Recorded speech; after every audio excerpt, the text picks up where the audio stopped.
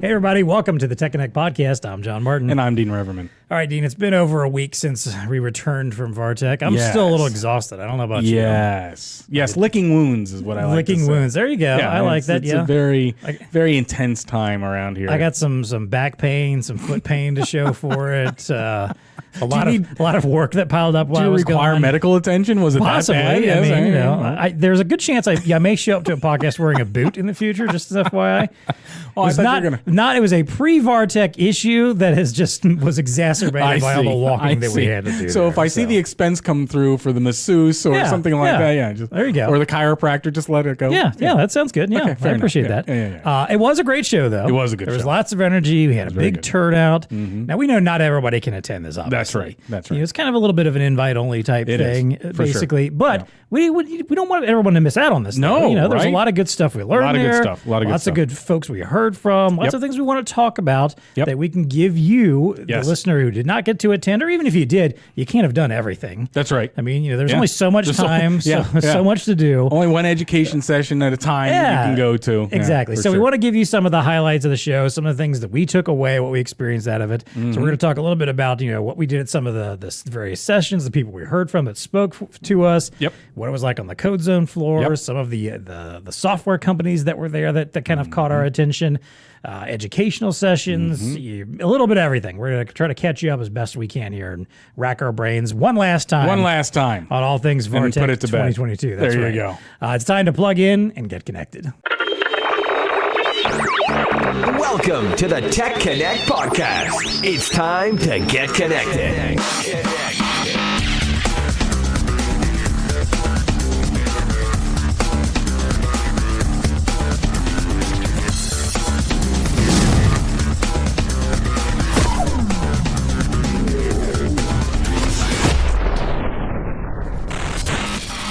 All right, Dean. So let's start off. Let's do a quick little overview of the show. Yep. So this was September 12th and 13th in Orlando. I always think it's funny when we talk about it as 2 days because we were in there, for longer, getting ready and set up, and then we, not to mention the months ahead of time, just planning stuff and getting everybody on board.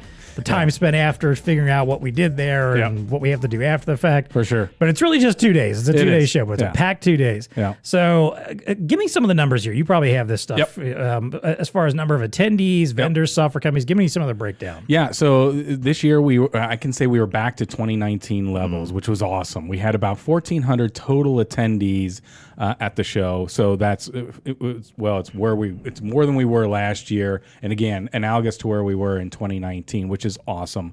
We did have contingencies from all of our operating areas. So we had folks from Canada, the US, of course, Latin America, Mexico, and EMEA. Yeah. So we had Europeans that came over this year, which was awesome because obviously we've been growing our business in EMEA and there was just a connection there. We needed to bring those folks in and they're traveling again. So, And so part of the vibe overall was it was good to see people again. It was good from across the world, literally. And meet some folks you maybe have never even met because they started in the last couple of years or so. You're working with them, you see them on Skype or Zoom or whatever, and boom, and now you got it. So that was awesome. Vendors, software companies, we had a record amount as well. We had right around 130 or so, 131, I think was the final number of total exhibitors. Right. But in that, and what was fascinating here is we had 63 software companies. Yeah. So we had a significant showing of software companies.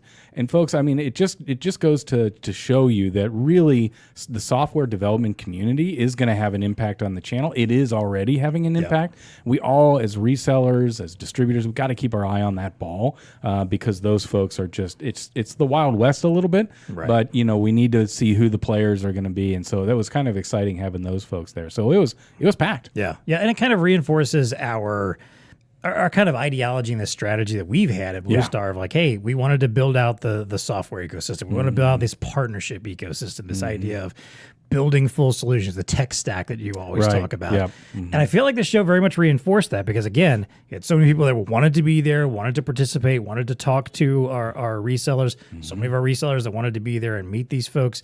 Like, to me, it's very clear, like, all right, we're not just, guessing at what we think is helpful and useful for the channel right That's now. right. That's We right. saw it live. We saw it happen. We saw did. the people show up. They wanted to be there. They wanted to show, what they had to offer. They wanted to be part of this channel and what it offers. And I mean, and that was kind of a running theme of the show, is this idea of this whole, like you mentioned, this whole global, kind of environment. Like what was our tagline we were using? Whether your next opportunity is across town or across the globe or across the region or whatever, we want to partner you up with the right people who can help you support that. That's right. Now, getting back to the software folks, important to note, 24 of the companies that came had never been to a VARTECH. That's impressive. Or new to the channel. Right. So I mean, again, just to further emphasize the fact that there are companies out there that are playing in our world.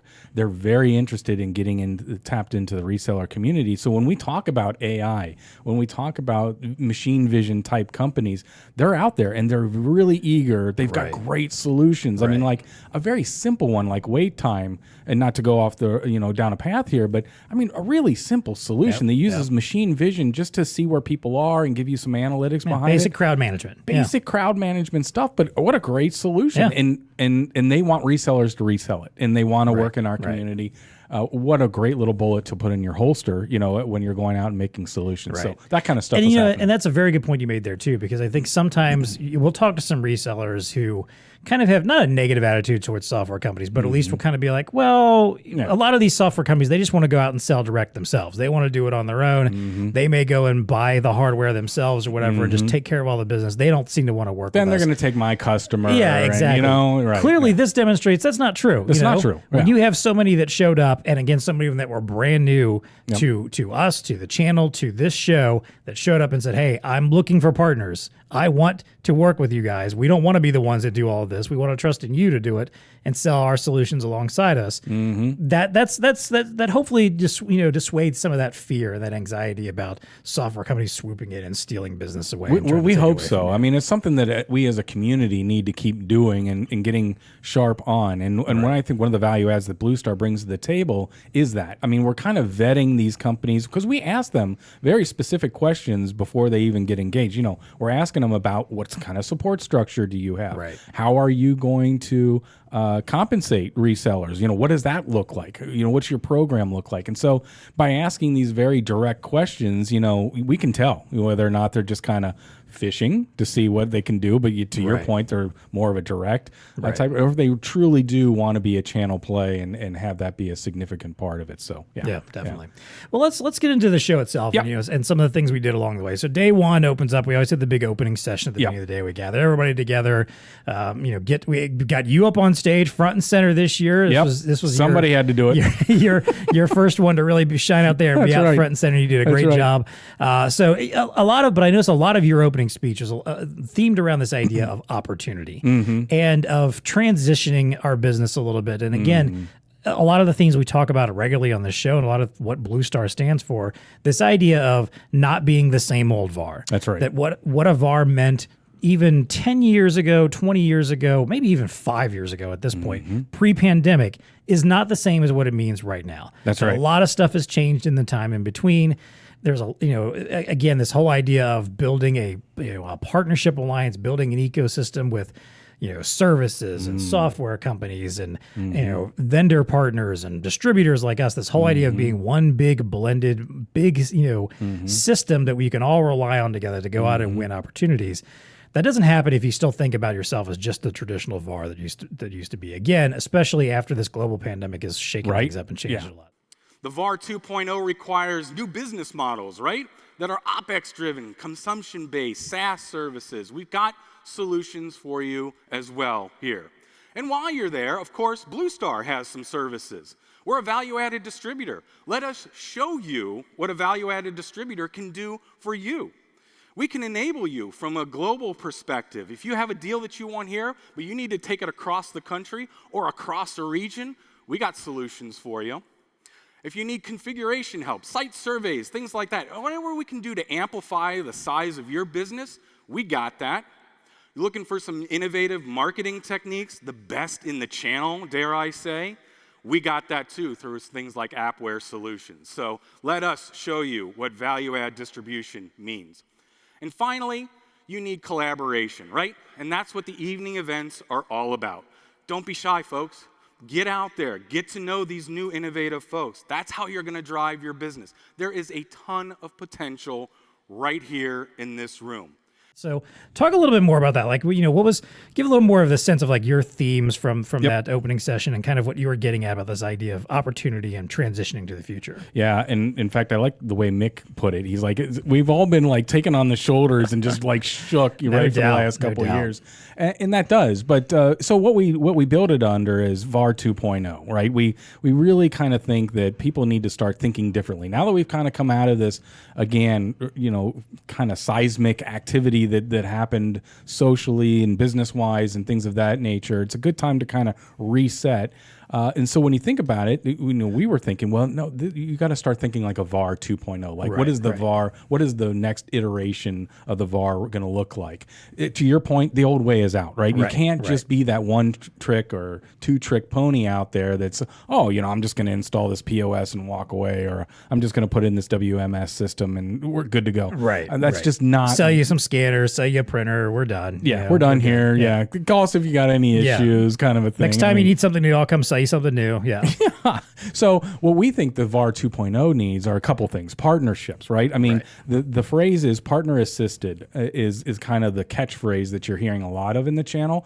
And to me, I'm a firm believer in it. If you're going to grow your business, if you're going to get to where a VAR 2.0 needs to be, you need to have partners along the way to help you that. Yes, I'll bring back the tech stack. Who's going to be in the trenches with you? What are the great partners that are going to be in those trenches to help you build your business and help you add to your tech stack? It's got to be through partnership. So we talked a little bit about that. Of course, everybody is aware of new business models that you got to make, right? Whether it's consumption-based, whether it's as a service. You and I have talked ad nauseum about those types of things, but if you're not in on that, if you don't have something like that in your repertoire today, you have to. That's what the VAR 2.0 is. That's what solution integrators are going to look like in the future. And then again, just getting back to just the ability to add on to your tech stack or add tech stack to whatever your core is right now. You need to take a look at your business. What are you doing today? Expose yourself to some of these partners. Expose yourself to what's happening maybe on the fringes, maybe in the edge with you, and how can you start embracing some of that so you can start keep winning into the future. So those were the main big things that we were talking about as far as VAR 2.0. Yeah, and hopefully that resonated with the audience. I think it did. I mean, again, I think it was like the prevailing theme of this idea of like it's not the same old business anymore. Again, we brought everybody back in that we've been apart for so long.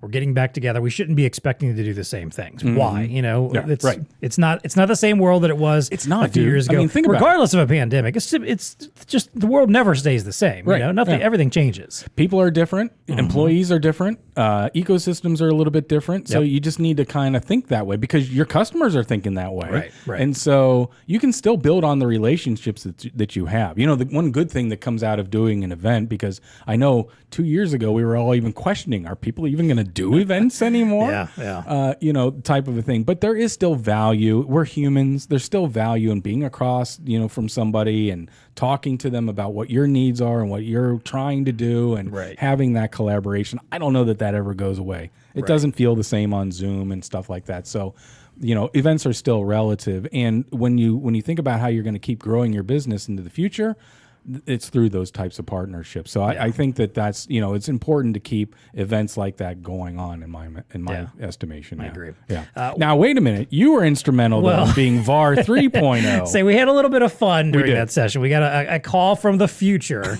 From the VAR of the far future from 2050, VAR 3.0. Yes, who stumbled into VARTECH, shall we say, hacked their way in, a robotic, digital avatar that showed up on screen to tell us a little bit about the future. That was a lot lot of fun, actually. I got to sit behind the scenes and do a little digital facial capture. I say it wasn't your face up on the screen. Yeah, it was like right. Yeah, like kind of like a robot of the future kind of thing. Mapped, 3D. Yeah. Which, by the way, very weird exaggeration of features. I had to be I felt like I had to be very careful with my mouth. Yes. And I've yet to see your eyes. That's true. I've yet to see the final product at all either. I can't wait to actually watch the video. Yeah, and see, okay. I mean, other than like I could see in front of me what I was doing, but I also kind of had my script there to go from, in order to, so I was trying not to watch myself too closely. Yeah. But I noticed like if I moved my mouth a little too much, like it was very exaggerated. So let me give a little bit more context. So just to set the stage for those of you that weren't there, our stage for the opening session is pretty big. I mean, it's like 60 feet wide and 20 feet deep. And behind it has an equally big LED board. Right. It's like huge, 40 feet wide, 20 feet tall. And so the interruption comes in the middle, and John, through an avatar, basically a 3D mapping of the face is you're huge. I mean, your face is 20 feet high and your shoulders are I'm so glad it was a digital wide. avatar, because I definitely didn't need my own face that big up on screen. No one needs to see that. So. Look, let's break this down. I got some questions for you. Okay. When do we finally get this supply chain issue under control? Oh, under control. Gee, that's cute. That's funny. Hey, let's put it this way. My mom started this company, and a device that she ordered in 2021 just showed up last week. Oof. I won't say what vendor it was, but they know who they are. Yikes. So what about consumer tech then? What's the landscape look like in 2050? Well, let's see. There's basically 4 companies that own everything by now. All that consolidation. It's Amazon, Google, Disney, and Hostess. Yeah, Hostess. Really? Once we found out processed pastries were an alternative energy source, it was game over for the fossil fuel industry. Seriously, you can get 600 miles to the Twinkie. It's nuts. But you're right, it did, and so but he's backstage and he's got a camera on him and it's doing a real time mapping, which actually worked pretty well. I mean, the latency was a little slow, but in general is really good. But you're right, it does kind of accentuate stuff. So it was fun. I basically get to do a stand up routine, sort of, like a channel based stand up routine. We should have these videos up on our website. Hopefully by the time this episode comes out, I will drop those links in the show notes. I highly recommend checking them out. They're good, obviously great content from you, out there talking about the future of our channel. That stuff was a lot of fun. We got some other content too, but that was a good time. I appreciated the opportunity to do that. So anyway, the VAR 3.0 gave us lots of things to think about. Yes, in the future. Yes, and also tried to reiterate the idea that we're on the right track. That's right. Into the future. Right. Yeah. After that, we had our keynote speaker. Which can I just say how grateful I am that we didn't do our fun bit after Mick was on stage, because I was a little verklempt back there. No doubt, everybody was. This was Mick Ebeling. He's the CEO and founder of Not Impossible Labs. And if you've never heard of them, again, I will put a link to them in the show notes. Highly recommend checking out their site, watching some of his videos. If you get a chance to see him talk, it's fantastic. But he basically founded this company on the idea of tackling projects, very humanistic projects that people would say are impossible. So it started off with him helping an artist who was stricken with ALS be able to communicate better with his family and actually draw again, even, just by doing a little bit of work with some glasses and a little bit of, technology. And that's the big part of what they do also. Their ecosystem is built around using technology and innovation to solve very human problems. And he had this story all about helping children injured in the Sudanese Civil War, giving them new limbs to work with. And basically there's all of these principles, this ideas about connecting need with a story in order to drive compassion. I thought that was the most compelling part of it, is this idea that you can, and he illustrated it very, very well in a part of his speech where he talks about hunger, and he mentions this idea of who out here wants to help me solve world hunger, and you can, in the audience, and granted I was still backstage, so I couldn't see the audience, but you can tell people were like, I don't know how to respond to this, what am I supposed to do here? And he acknowledged, he knew that was going to be the response. And then he tells this story about a vet who was struggling with PTSD and some some a guy right outside of his problems. studio, where he works. Exactly, and couldn't keep his life together and struggled to make ends meet and to feed himself. Tells this story about that, and then points out hey, who wants to contribute a few bucks to help him eat a meal? And everybody's on board with that. And his point was that when you take something as big as things like world hunger or substance abuse or the wars that leave children broken in other countries, and you pull it down to single stories, you tell individual stories about individual people are much more inclined to help and participate. And that all it means then is that we all just need to start finding as many of those stories as possible and keep building all those stories. And you do it long enough with enough people, and eventually you help all the people you need to help. That's right. So I just asked you guys a second ago, who here wants to solve the hunger problem, right? None of you put your hands up. What if I said it this way? After today, after this, I'm going to go do a book signing with y'all, and then I'm going to hop on a flight, and I'm going to go back to Los Angeles. I'm going to be back in Los Angeles this evening. I'm going to leave my hat right here. I'm going to flash up a QR code at the end. Who here wants to buy Jimmy a sandwich tonight? Anybody want to do that? Why? Why was that different? Why was that a different thing? Because now hunger has a name.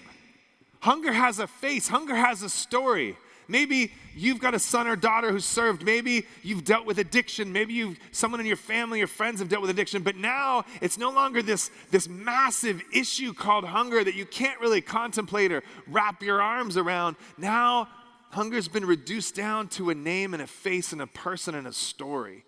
So what we do at Not Impossible when we're tackling these global absurdities is we always start by asking ourselves the question, who's the one? Who's the one? Because we know that if we can solve it for one, if we can focus our energy on the one, and then we can tell the story about that one, then that's how we can scale and help many people. Does that make sense? What did you take away from his? I don't know. I thought he was the best keynote we've ever hired. And I love Jason Redman last year, who was awesome. But Jason, if you're listening to this, you got to go to notimpossible.com and see Mick's story, because it is unbelievable what he's done. And just the human way in which he tells the story. It is, folks, if you're out there, go to notimpossible.com and read up on his stories, because he is the real deal. Their company is the real deal. Yeah. He was a video producer, you know, basically, that went on a dinner date, as he tells the story, with his wife. And in that conversation, this dinner date, he met the family of the first attempt, the first artist that he's like, he just thought it was absurd that this artist who came down with ALS, who could really all he could do is blink his eyes, and you just heard the whole story, and it's just fascinating, and he thought it was absurd. And so he was all in, right? He committed, and then they figure it out, which is kind of their motto, commit to something, and then you figure out how to get that done. It's kind of like the move fast and break stuff, right? But yet at a different, but yet almost flipped and in a different kind of scale. Like commit to something that is maybe bigger than anything you can possibly imagine, and then figure out how to do it, like make it happen. And so in this dinner date, and he's hearing this story from the family of Tempt, and it's like, yeah, we haven't been able to talk to him. And he's like, don't you have one of those Stephen Hawking machines where like you can just look and it's like, you can type words? And they're like, no, bro, we got, we don't have the insurance. We don't have money for that. We don't have Stephen Hawking money. Yeah. He's like, I'm going to do this for you. And so that was the commit, right? He's like, no, we're going to do this. And better yet, we're going to make it so you can draw again. Then they went home and they're like, what the hell did we just say? And now we got to figure this out. And they did. And they figured it out by like glasses that you buy on Venice Beach. I'm talking sunglasses. And they poked out the lenses, and they put webcams on it, and got these programmers, and they did this hacking, and that was the catalyst, right? And then ever since then, now he's been doing these stories. So I'm telling you, wasn't a dry eye in the building. No. People had to like leave for like 20 minutes and like collect themselves, myself included. I'm like. Yeah, because I had to come on after him and say, like, hey, everybody, thanks. But he has thanks for coming. It's a good story. If you have the time, they are the real deal. It's worth looking at their website, and if you ever can see Mick talk, he's the real deal. Definitely agree. For sure. Definitely agree. All right, let's talk about CodeZone. This is, let's be honest, CodeZone is kind of the heart of VARTECH. Yes. Everybody comes there. It's like the beating heart. Yeah, there's all this great stuff we can do around it, but at the end of the day, this is a trade show, and people want to come. They want to see the new stuff. They want to see the new hardware. They want to talk to the vendors. They want to talk to software companies. They want to, interact and find out, who can help who out with opportunities. It's where everything happens. Now, this CodeZone floor, I know we'd been to this place before. This was the Rosen Shingle Creek Resort. Yep. I know we'd been there before. Actually, it was the year that my son was born. So, during that time. So obviously I wasn't You weren't there. I missed that one. I was very impressed by this place though. And the show floor in particular felt much more open than any of the other ones that I've been to so far. Like it felt very open. It felt like there was a lot of space to move. And again, for a show where we had so many attendees and we're back to pre-pandemic levels of attendance, that was helpful. And I think especially what really stood out to me also is I loved that our TechConnect city which is our area where we have all of our software companies set up shop, or most of them set up shop, little pods that they can set up at and talk to folks as they come through. I love that we had a very open design for that this year. Yeah. In the past, a couple of times, we've kind of had like maybe its own little, like literally like sectioned like a off city little area. Yeah. Little city you kind of walk through. And we've had some very creative stuff with that too. But I loved about this one that as soon as you walked in the front doors and got into any of the aisles, you look to the back and you can see them back there already. You know they're there. It was very readily accessible. It was easy for people to walk over to and find them. And I loved it. They were just kind of right out there, right in front of folks. And from my time, I was usually over in our BlueStar booth and was right there next to TechConnect City. They were always busy. There were always people wandering through there wanting to Which talk is to exactly them. what we wanted to have. Exactly. So I think we really pulled that one off this year. I think even more than usual. So what were some of your thoughts? I thought it was a really good vibe on the floor, and you could tell that for a lot of people, this is the first time they've been out to an event like this, or that they've seen product in 2 years, for crying out loud. And usually we're talking about the kinds of people. Look, we're geeky too. We love to get a printer and open it up, and what does this thing look like, or bang a barcode scanner on there. Is this thing really rugged, kind of a thing. So it was just awesome. You don't want to have the that. Tesla Cybertruck moment, where you chuck a rock at a window and it shatters. Well, I mean, that's what they're trying to do. Well, let's see if we can break it. So it was awesome to see that, to have people be able to see the latest technology. Because I'm telling you, we had a lot of Canadians there, a lot of folks from Europe that haven't really seen that stuff. So a lot of good stuff. The feedback we got is the engagement was high, which is awesome. A lot of interest in the new opportunities that are happening. Of course, we were highlighting a lot of things that we have as new opportunities, and we talked about it in the opening session, and we were showcasing it there. Such things as the electric vehicle charging stations. So when you put a Porsche EV on the floor, it's going to be like this honeycomb, and people are just going to be surrounded. Speaking of which, I don't know if you I think you came out there eventually, but those of us that were out working, setting up stuff in CodeZone on, was that Saturday, I guess, Saturday or Sunday before, they rolled that thing in there. Right. And it was like every person in the room just stopped dead in their tracks and just watched it rolling in the whole time. Because you can't hear it. It's not like this, it's whispering by, its way glides right in. We're all mesmerized by it. Yeah. But I mean, the opportunity there that we were pitching is electric vehicle charging stations, and obviously there's going to be a significant amount of demand for those types of things. Programmatic digital out of home we had there as well. Good stuff. To your point, that the whole TSE or ISV area, very engaged. So it's just good to see a floor that was a buzz of activity again. With people genuinely wanting to see what's the latest, what's happening, where are some of these new opportunities. I thought it was loud. It was it was engaged the whole time. And I felt like everyone just seemed like they were just in good spirits. Yeah, right. And again, it was part of, I'm sure, was that just they were excited to get out and do something like this. Just everyone seemed to be happy there. Anytime I interacted with someone, if they came back to the BlueStar booth or were asking questions, or had something they were looking for, or whatever, they all seemed to be in good spirits. Everybody was excited to talk to who they wanted to talk to. Everybody had, like you said, great feedback. Everything just seemed very positive. It was a very positivity driven show, I think. Absolutely. And so if you weren't able to be there, and one of the things that I think is out there is, I'll just remind folks, if you're looking for some of the new latest technology, come to us and ask for demo products, because we have them. I know that a lot of your teams probably haven't seen product in a little while. There have been some advancements that we're seeing on the floor. That's what we're here for. Reach out to our BDM team. We can get you demos. We can get it in the hands of your engineers so that they can kind of see the latest and greatest as well. And keep an eye out for our road shows too. We still have TechConnect that goes out on the road on a regular basis. For sure. The 2U tour, whatever we're calling it. We're going to Denver, and then we're going to be in San Jose for the rest of this year too. And there'll be a whole new slate next year, I'm sure. So if you want, if you're not someone who gets to go to VARTECH, you can get a kind of a mini localized regional version of that experience. Bingo. All around the country. Even we were doing it in Canada now too. So don't hesitate. Go to our website. Go to BlueStarInc.com. If you go under the, I think it's the shows or events section. Yes, you'll always find a map of those. And if you don't see one, or if you're curious where we're going to be at some point, or you want to make a pitch for us to come to your city or something, reach out to one of our BDMs. Reach out to your sales account rep manager, and we'll be happy to take that into account. And come on over to our world. Exactly. We're always looking for new places to go. So and again, you get a lot of that CodeZone experience, just maybe a little slightly smaller scale. It's not quite as many companies. Not 130 booths, Right.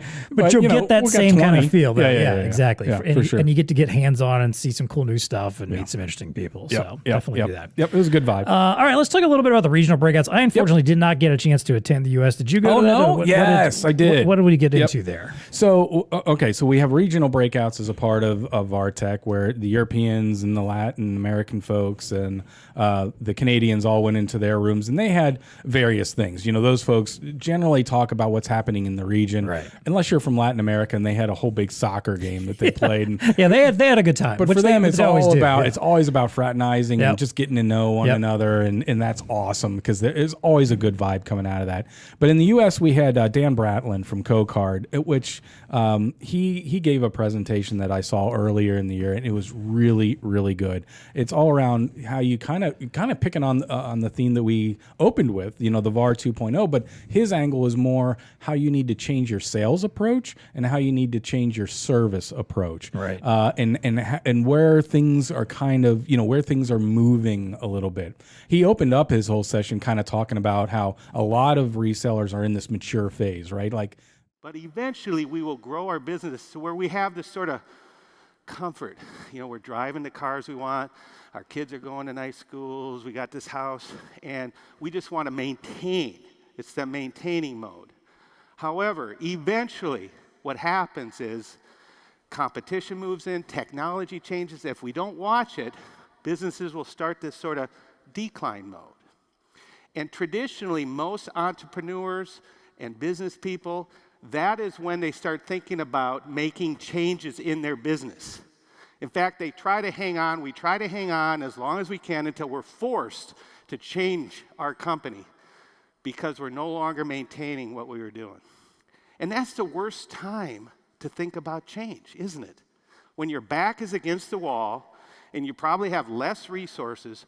So when do we think about change? We should think about change once leveling levels off, the growth levels off. That is when you need to start thinking about what is going to be your next critical change in your business. A lot of our technologies have been out there for a little while. Right. So what do you do? And he introduced the concept of Kaizen, which is a Japanese concept of change for the good. And it's just this whole idea about continuous small improvements in your business and what your strategy and continuing to try to grow your business, not staying stagnant, right? You don't want to just kind of stay put. Right. You want to grow. And that's what his presentation was all about. And he really gives a good angle on that. Then he was talking about how, you know, sales teams are structured differently. We've talked about it, how, you know, like the sales role was kind of changed a little bit. You know, gone are kind of the traditional smile and dial sales. Right. You know, it's much more of a relationship build and so consultative, absolutely. So he was really kind of, you know, hammering away on that and just trying to convince folks that, hey, if you have these old structures in your team environment, you really need to start rethinking that. Right. From a customer service perspective, from a sales perspective, really, really good stuff. You know, this is one that we will also post up on the website. So if you're looking for maybe a different angle on how companies are approaching their sales and their customer service in today's world that is highly relevant to the channel because Dan lives in the channel. Right. Really, really good insight. It's worth the 40-minute watch just to see what he has to say. Awesome. For sure. Well, I'll definitely have to check it out. Yeah. It's good stuff. All right, so that was all. Okay, everything we just talked about, that was all day one. I know. We're not even out of the first day. I told you, we pack a lot into these 2 days. That was all day one that we did all this stuff here. So day two, we kicked off with TechConnect Live, which, you know, we love to do this. It's always our opportunity to give those ISVs, TSCs, that opportunity to get out on stage, talk about who they are. We give them 90 seconds out there just to kind of give a quick overview of who they are, why they're there, what they're looking for in partners. A great resource for them to kind of pitch themselves very quickly to our audience of VARs and say, hey, if you want to learn more, if you want to partner up, if this is what you're looking for, if this is what you need, if you see the opportunity here, come meet with us, come talk to us. We'll start working on some stuff together. Yep. How many did we have total? I think we ended up with 42. 40? No. It was, 43, something like that. Something like that. Yep. So you and I hosted this together up on stage this year. Yep. Gratefully, we kind of just sat off to one side, pretended like we were doing a little faux podcast sort of thing, and mostly it was just about really well. It did. Mostly it was just about introducing them, bringing them out on stage, get a little light banter in between. Because it's all about them. The focus was pretty much on them. For sure. And I'll be honest, I unfortunately, because of we're so busy trying to map out who's next and what are we going to do next and what are we going to say, and I couldn't quite hear them all the time because the speakers are facing out, so I didn't hear all the pitches as much as I wanted to. So I'm eager to kind of review this again too and go through some of these. But tell me, are there any of the ISVs that really stood out to you? Is there a couple that really kind of caught your attention that you want to chat a little bit? Yeah, for sure. There were three specifically that I was like, ooh, this is really good stuff. And again, the atmosphere here is that we conduct during TechConnect Live is just enough to wet your whistle or get you a little bit interested in what it is they have that they're pitching. And the whole idea is go talk to them if you want more information. But Zeblock, I thought, did a really, really good job. And we've got a unique relationship that we're trying to develop with these folks. They have AI microcloud, scaling AI to the edge. And, so when we talk about, as we do, edge compute and what are the solutions going to be out there?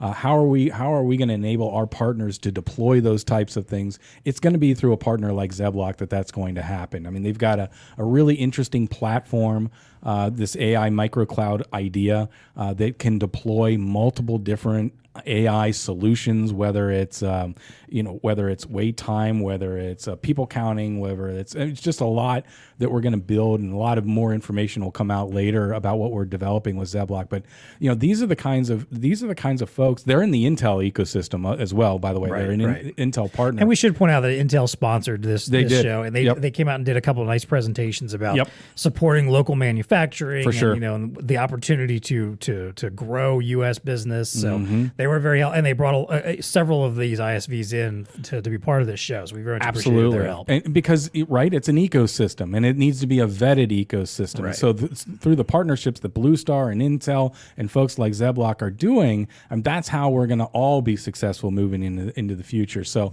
really, there's just a lot of chatter around AI, and when you have a partner like that gets it, they have a platform that is really, really unique that I think that again, resellers are going to be able to leverage in the future. Really, really cool stuff. Right. Then we had some really nichey stuff. Fleet Alert. Yep. Did you have that on your list? I did, Innovative forklift fleet management. Come on. How much does it get any more nichier all the time. than that? Yeah, we talk about the very targeted industry stuff. We loved when we get to do marketing campaigns, like end user marketing campaigns. We love to work with the software companies that have a very specific targeted audience beyond just like, well, I'm looking to reach out to retail. Like, okay, so is everybody else. That's hard to do. Yeah, but get in line with the other. But when you say, and we talked about this on last week's pod, about the marketing stuff, whatever. When you have one that says something like, we're looking to target convenience stores with a solution about tracking scratch-off lottery tickets. Much better. That's a whole different gamut there. That's a very specific story. We can market the hell out of that. Exactly. Yeah. So I looked at that. Fleet Alert was one I was just like, all right. I'm like, there's a very clear, concise story. You got forklifts. You need to keep track of them. You need to maintain them. We can help you do that. I love that. I love that kind of story. It was a really, really good one. So innovative company there, really niche. And then the last one I had was Sienna Analytics. This is machine vision, right? So alongside of AI, just machine vision to me seems like it's getting a lot of run. They are specific to supply chain, in producing that machine vision AI in supply chain, where they're tracking packages at scale. Right. I rewatched them, 50 million packages a day that they have going through their systems right now, recognizing them and again quantifying whether or not they should be going and all that kind of good stuff. So or analyzing those packages and stuff like that. So these are the types of if you're in WMS, you need somebody like Sienna Analytics that you can just stack right on top of your solution, and now you have, using existing camera structure, you can really help that your customers get into the analytics of the packages and stuff like that. Really cool stuff. I love a lot of these companies, and we talked to Pather a few weeks ago, maybe a couple months ago on the show. Yeah, great company. Time is a flat circle, So, but all these companies that are taking existing infrastructure, I love these companies to come in and say, hey, on the machine vision side, for exactly. Sure. Like we're not coming in here telling you need to put in all this new hardware and gadget and technology and rewire everything. No. we're going to take what you already have. You already probably have security cameras. You already probably have some existing infrastructure. We're just going to layer something on top of it that's going to take what those things already do and turn it into an analytics data machine that you can gather some insights out of. That's impressive. That's a simple, easy story for any company and to it won't tell. tax the existing system at all. Right? We're going to put this edge compute device that's going to do all the computation. All we need is the camera feed, kind of a thing. Easy stuff. Yeah. But you just tacked on however many dollars a month now that you're going to get in recurring revenue that are just coming in. Exactly. And another skill set that you have. So I thought they had a really good one. That's a good one. Yeah. So I had ZBlock and Fleet Alert on my list too. Oh, darn. I had two of them. No, that's okay. The only other two I had listed, one was wait time, which you mentioned earlier, this whole crowd management thing. What a nice, simplistic little solution. It is. And, we even, like, it was our little gag about it during TechConnect Live is like, hey, we're doing crowds again, right? Right. Like, as we look out on a crowd of 1,400 people, sitting there. That's right. At this, this particular session, like, obviously, it's a thing again, and yet people still also at the same time managing crowds is so important. And again, we don't look at crowds the same way anymore either. That's right. Crowds are a little different than what they used to be before. They feel different than what they used to. For sure. So again, there's an opportunity here. And the other one, this is another one that was like super niche, super like, hey, let's get to the point here. TTE, which was all about explosives tracking. I think they may have been a European company, I believe, but like their whole gimmick was explosives asset tracking. Like, which I saw it and go, well, duh. Yes. Like, it makes complete sense. Complete sense. If you've got explosives for any reason in your business, you want to keep pretty tight lid on that, keep track of them. And they've got it dialed in. Yeah, and what a great story. I mean, to your point, this is very niche, but they are dialed in on it. And both of us were like, within 90 seconds, I got it. This is a good need here. Well, it's one of those ones that I guarantee there aren't a lot of other people that are doing this. No. And it's a very simple pitch. You go to anybody that has to deal with explosives for any reason whatsoever, whether it's construction or some kind of infrastructure work, highways department, whatever it is. Military, whatever it is. And you tell them like, hey, do you want a better, more efficient way to track this highly dangerous stuff that you're always working with? I can't imagine any of them are going to go, I'm good. Yeah, we just dump it all in a box over there. We got a clipboard. Yeah, we're good. Joe peeks in on it from time to time. We're good. It's fine. So that's the kind of stuff I like. So, but these are the kind of partners, right, that were a part of that whole TechConnect Live and that were on the floor. So we will have that video as well up on the site if you've got. Basically, you get to relive VARTECH. You do. You do. There's all the important parts. Yeah, exactly. You can rewatch it. I highly recommend that you do because again, you have to furnish your own cocktail. Sorry. That's fair. That's fair. But do it during lunch or whatnot. Have it on in the background. Just listen to these folks because we just scratched the surface. There's really a lot of good stuff. Yeah, definitely. Yeah. Let's rapidly talk real quick. We had educational sessions, obviously, and I wish we could record all of these because I know they're always golden. We get great people to sit on these panels. We do. We did obviously record one. That was our podcast from last week about marketing. So if you haven't checked that out, go back. But we did great stuff on emerging tech, labor shortages, driving revenue streams, RFID, edge computing, the EVC SaaS we were talking about, PDU, cannabis, metaverse. That's not even half of the total amount of sessions that we offered. So it's always good stuff. And if if you do feel like you missed out on something like that, again, don't hesitate to reach out. Reach out to a BDM, reach out to your account manager, ask some questions about like, hey, was anybody at VARTECH talking about this? Yep. And we'd be happy to put you in touch with some of the folks that were on those panels. On the panels and whatnot. And they'd be more than happy to have a discussion with you about what's going on in that particular field, what they recommend, what they see. They'll rehash those, some of the questions and topics they went over. Don't, just because you didn't get to be there and actually sit in one of those sessions. And even if you were there, again, you had to pick between like 6 or 7 sessions, I think. Couldn't get to all of them on each day. Yeah. So if you missed one and you want to know what happened there, reach out. We'll be happy to put you in touch with the other good news here is keep listening to this show because we will continue to bring on some of these subject matter experts as a part of We get some good ideas. We get great ideas coming out of this show. You and I were already yesterday talking about like, I think we should get on somebody from this company, from that company. So, so some of that will definitely be coming in the future too. Good topic. Anything else you wanted to add on the educational sessions at all? No, I mean, I think you hit it. Although we will be sharing, I think, some of the presentations as well on this landing page that has the VARTECH. Because again, we understand VARTECH's invite only, can't get everybody there, but there's got to be a way that we can transition some of these educational nuggets that come out of it. So exactly, like I said, at this point, all you're really missing out on is maybe a little bit of the drinks and free food. That's about it. I know that stuff's fun too, but the stuff that's really important, the reason why we really want everybody there, the reason what we really want to share is going to be the important stuff that you'll appreciate and need to use. Well, hey, before we wrap up talking about VARTECH, I do want to give a big shout out to all the folks that make VARTECH possible. That's a long list, brother. It is. It really is. I'm going to start off with, first of all, the vendors. All of our vendor partners, they put a lot of time, a lot of money, a lot of resources into this show every year. They do. Would not happen without them. Nope. We would not be able to do this without them. And obviously, we give them as much opportunity as we can, obviously, to get in front of VARs there and to make their cases. But we need them, their support every year in, year out, to make this show happen. So we appreciate them. Appreciate all those ISVs. We mentioned 100%. Bigger pool than ever that have trusted in us, that are willing to take this gamble and potentially be part of this channel and see what it can do for them and for their business. We appreciate them.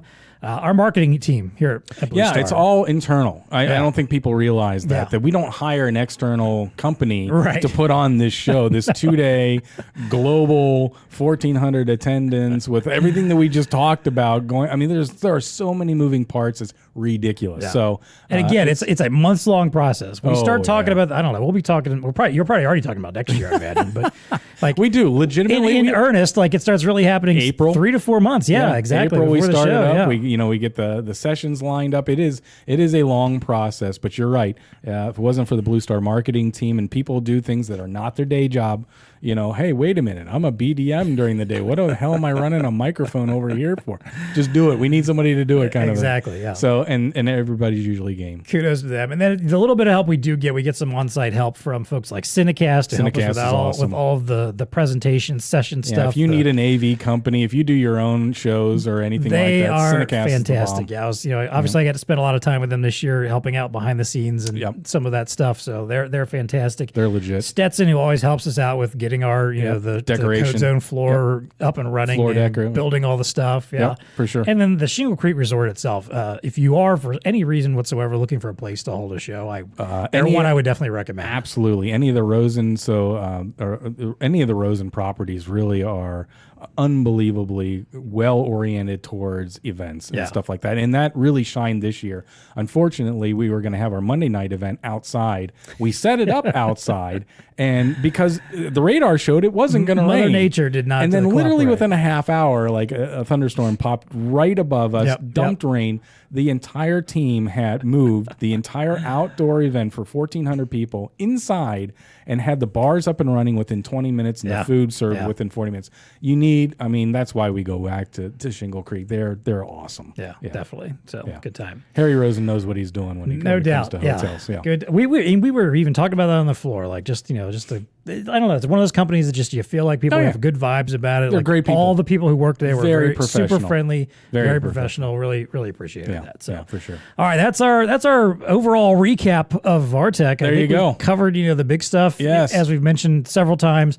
We will put some links in the show notes to where you can find some of the videos, some of the content, but don't hesitate to reach out if you have any questions. If you're, if you want to know about what happened in a certain session, if you, want to know like, hey, what was Zebra showing off? I didn't get a chance to go. I hate that I missed it. Yeah. We'll happily help you out with that. We don't want anyone to feel like they're left out just because you couldn't attend the show. Yeah, for sure. As always, of course, again, thanking our vendors. Thank our vendors who are part of the TechConnect program. Yes. Who support that program as a whole, who support the podcast in particular as well. We could not do this without you. As always, if you like the show, if you're watching us on YouTube right now, there's a like button right down below. There Hit you that. go. Subscribe. Hit the subscribe. Smash that subscribe button, as they say.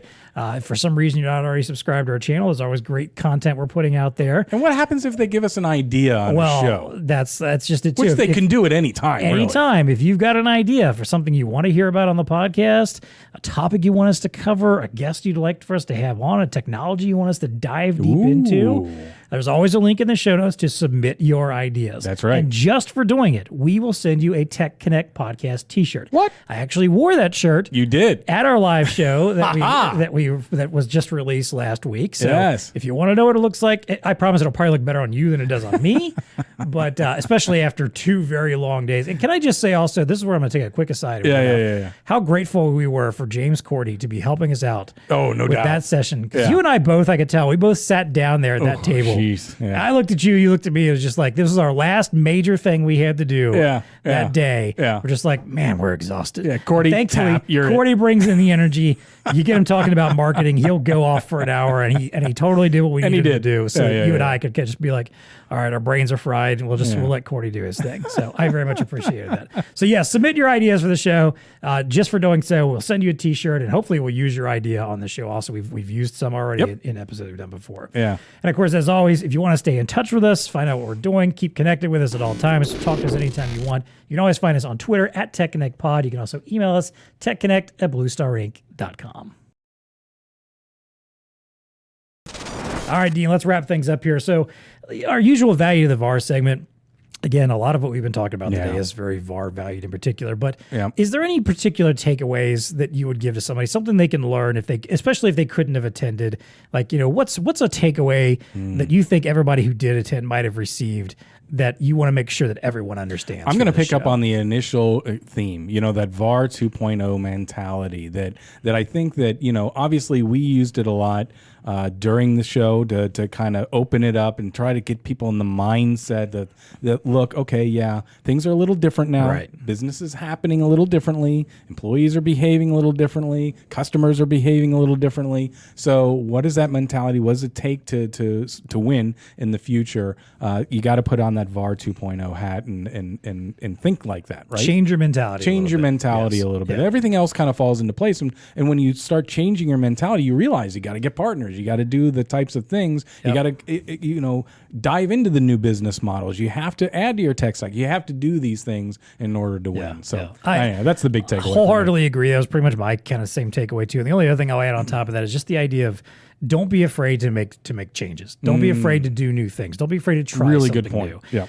If maybe this is that time where maybe that industry you've been eyeballing, maybe it's the time to start dipping your toe in there and finding out is RFID or something like that, right? Is there a place I can go here? Because again, the partnership ecosystem is probably as strong as it's ever going to be right now. And well, I mean, hopefully it keeps getting stronger, but it's definitely the strongest it probably has been at this point. Yeah. And again, I think if you're willing to be open to that, if you're willing to be open to new ideas, to new partnerships, to new relationships, the folks that were there hopefully felt that and understood, like, man, I can't imagine anybody who left that show thinking like, nope, I'm going to stay as insular as I've always been. I seriously doubt that. So that would be my biggest recommendation. There are some folks out there. They're like, I know. We got our core. We need to protect our core and stuff like that. But, there's room. But there's room for that opening, and don't be afraid to I'm not saying you dump half your business into a whole new exploration. Just maybe like, find one of those little, whiteboard projects of ideas. You're like, we'd love to explore this and dive a little deeper into it over the coming year. Again, I would encourage people to go back to Dan's Bratlin's presentation on, how to grow your business or kind of that, where the sales, the Kaizen approach, incremental changes applied over a long period. Yep. That's what you got to think about, right? There you go. All right, well, let's wrap up as always with our favorite segment. Yes, What's sir. TechConnecting with you? This is where we're going to talk about something from the world of science, tech, innovation. Something that's got our eye, caught our attention, we want to chat about. What's TechConnecting with you this week? All right, so if I already threw this one out, tell me. All right. But here's the headline. The Nuclear Regulatory Commission certified plans for the first small modular nuclear reactor. You have not covered this one yet. Let's hear it. Cool. So this system is expected to go online in Idaho here in 2029. What it is basically, it's like this mini nuclear reactor. It has 12 modules. Apparently these things are built, it kind of sounds like, it's like a modular house. Right, but it's like this modularity. Each one of these little modules does 50 megawatts of production. But it's really kind of the first time that the U.S. is going to start getting into or allowing these smaller nuclear reactor systems for power production. Look, I mean, we all know where we're at with energy, right? I mean, it's like, I don't want to say it's a crisis, but we got issues. We got to do something different. We got to do something different. And fossil fuels are going to end someday. And you've got the political things that are happening in Europe, blah, blah, blah.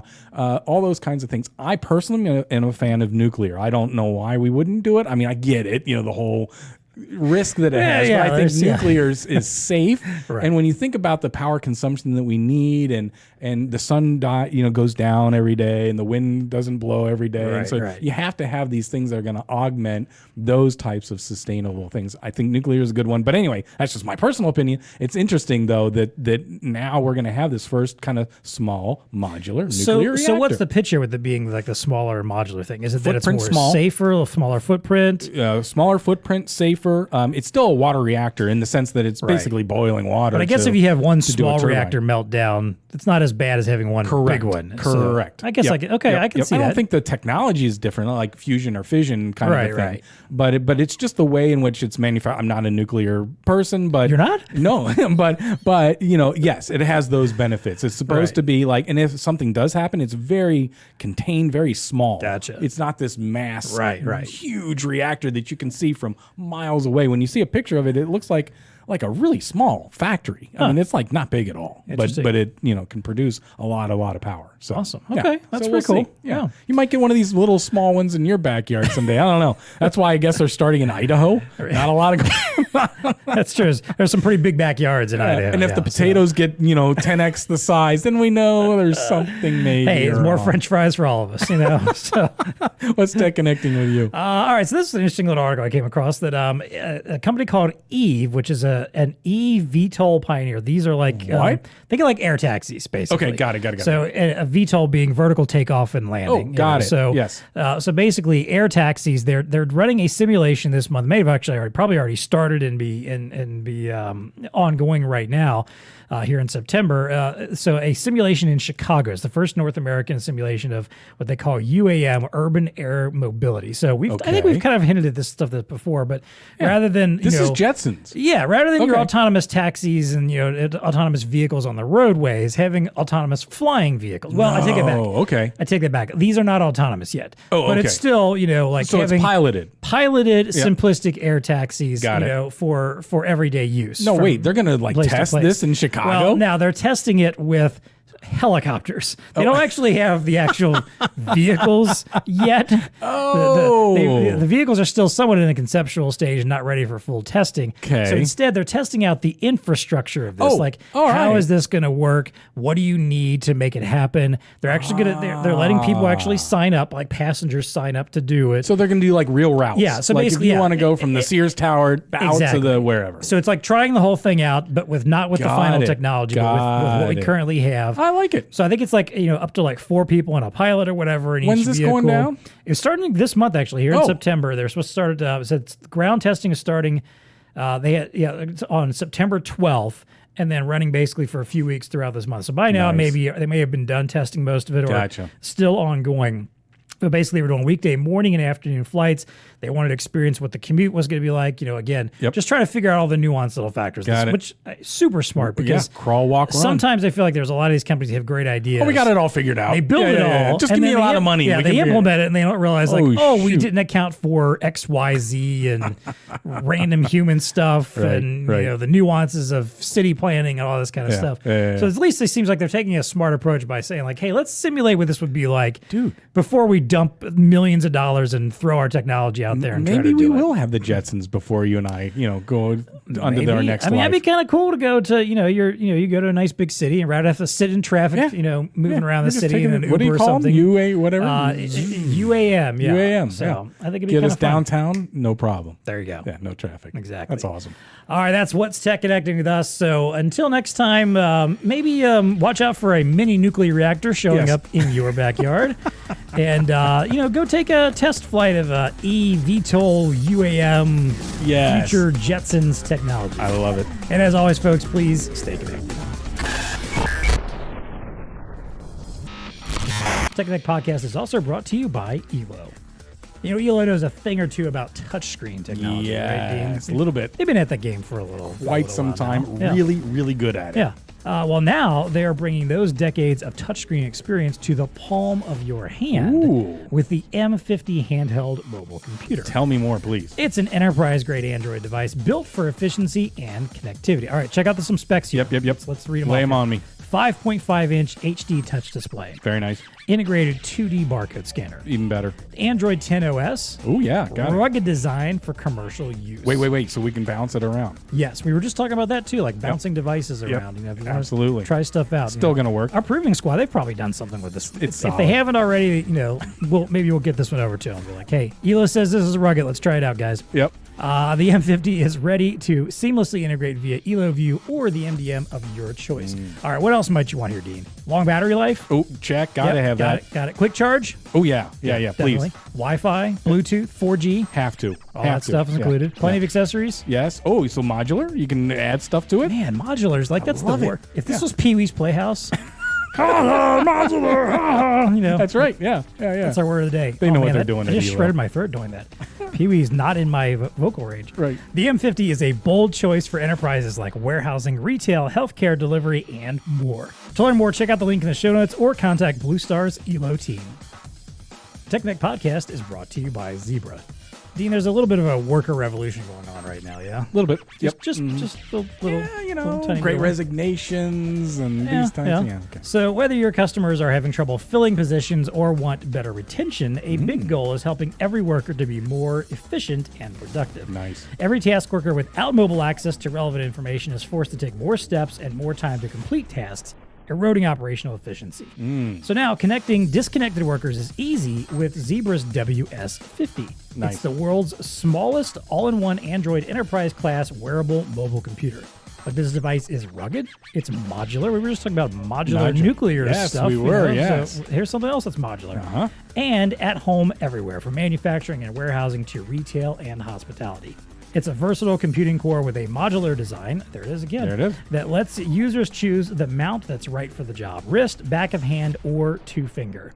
The WS50 mobile computer is small but mighty, packed with powerful business-class voice and data features that drive productivity and accuracy into every task. It is lightweight and ergonomic, comfortable, and never in the way. Plus, with no host device required, the WS50 is the first of its kind, offering powerful data capture with all-in-one Android device simplicity. Holy moly, they got it all figured out. They don't do. Yeah. I mean, I'm sold. Yeah, just slap one of these things on your hand and you go, boom. Go do your job. WS50. That's it, right there. That's all you need. To learn more, check out the link in the show notes or contact your BlueStar Zebra representative.